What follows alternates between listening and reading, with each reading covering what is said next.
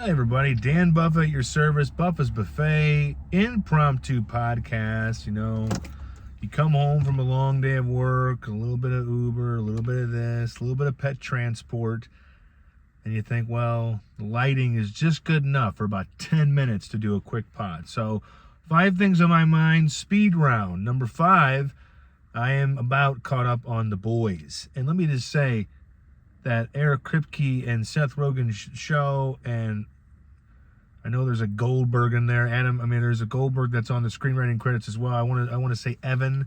He's written a lot of things with Seth Rogen, but man, it's the most insanely graphic show that you can imagine right now. Not even like Game of Thrones, House of Dragons, that kind of graphic. It is just head exploding, body splitting, and coming off a recent re-binge of Banshee to see Antony Starr just play this despicable, powerful version of like a Captain America Superman baby hybrid, kind of like a superhero bent the wrong way with the wrong kind of intentions.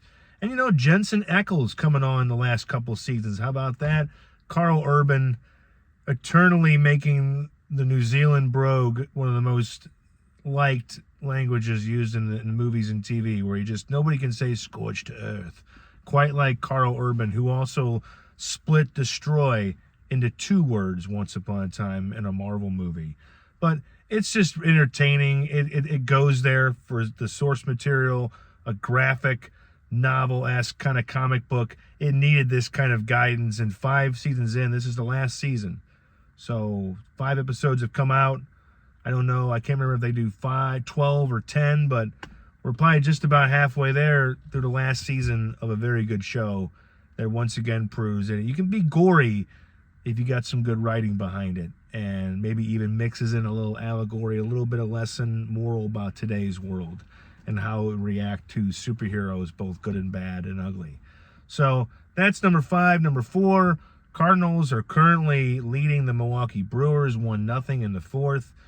After kind of jumping the Dodgers for 2 or 3, after sweeping the Pirates, Cardinals just seem intent on doing things that nobody, very few, except for the players and the managers and whatever, maybe in their dreams, thought they'd be doing on May 4th, they are 20-14. I don't know when they have started a season like that since 2022, and that's when they had a lot different looking of a roster. They had a late blooming Albert Pujols, who put on one last show for Cardinals fans, and that was a playoff team that didn't win any playoff games. But this team, again, tied, I think, with the Nationals for the youngest team in the major leagues. They are also probably now one of the more cheaper ones. They cut a lot of payroll, and I don't see them as being buyers at the deadline. They might even shred, because the more players that they shred, the more players they can bring up from the Memphis team or even the Springfield team that is ready to shine, because that's the goal now, no matter what the record is. I mean, yes, if the Cardinals are 15 games over 500 and there's a good piece to be had, Chaim Bloom isn't going to shy away from it. But this team's going to have some downfalls. They are going to lose some. They give up a lot of home runs. They hit a lot of home runs. But their bullpen and their pitching is not the greatest, but they stay in every game they're in. They're never really out of it until that 27th out goes down into the book. So they're pretty entertaining, and I think they'll stay that way. They may be at worst and I think at worst, I don't see this team. Some people are like, oh, the sexiest 70, 92. Like they're not gonna lose 92 games unless they just plummet. I mean, they're out there. Even a discounted Dodgers team with some injured players, the cost of that discounted Dodgers team is probably more than most Major League Baseball teams. So beating them is no fluke.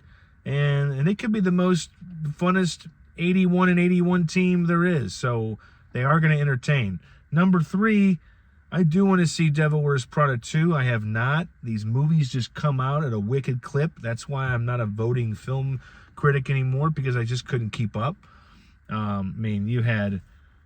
Project Hail Mary came out, and then what seems like 6 weeks just flew by, and now Devil Wears Prada 2 comes out.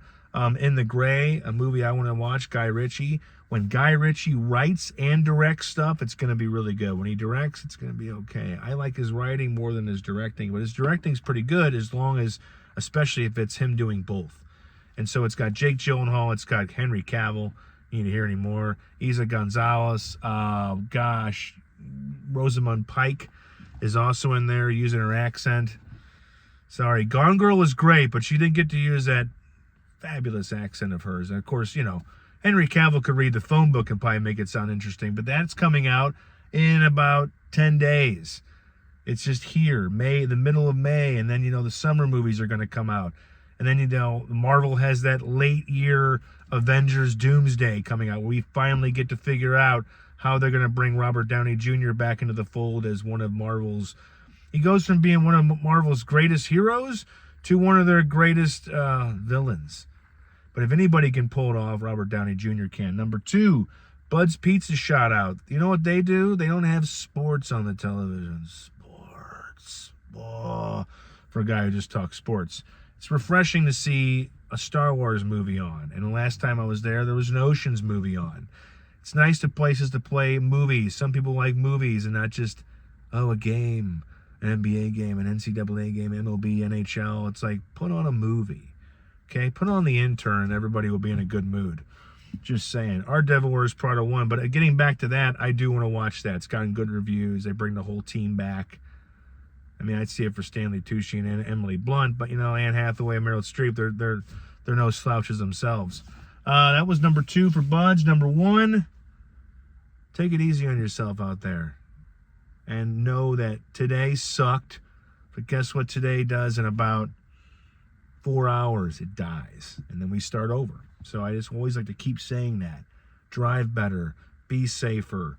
Tell somebody that you like or love them. Because why not?